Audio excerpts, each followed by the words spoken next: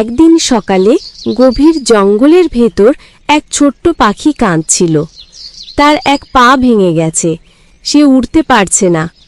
সূর্যের আলো পাতার ফাঁক দিয়ে পড়ছে আর পাখিটা নরম স্বরে বলছে, আহা, আমি যদি আর কখনো উড়তে না পারি।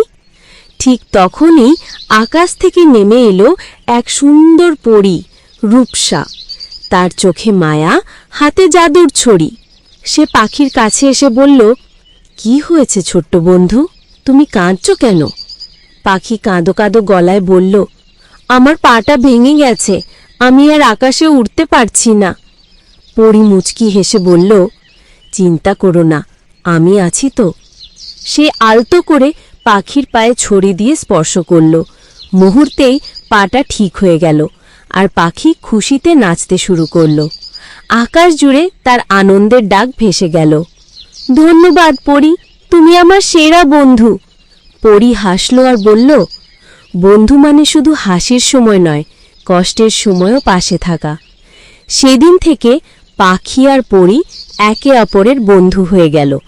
তারা একসাথে উড়ে উড়ে বন থেকে বনে ঘুরে বেড়াতে লাগল। আর পরী তার জাদু দিয়ে পাখির চারপাশে ফুল ফোটায়, রোদ ছড়ায় আর জঙ্গলের সব প্রাণী খুশিতে ভরে ওঠে। এইভাবেই জঙ্গলে শুরু হয় এক মিষ্টি বন্ধুত্ব, পরী আর পাখির গল্প, যে বন্ধুত্বে নেই কোনো ভেদাভেদ, আছে শুধু ভালোবাসা আর মায়া।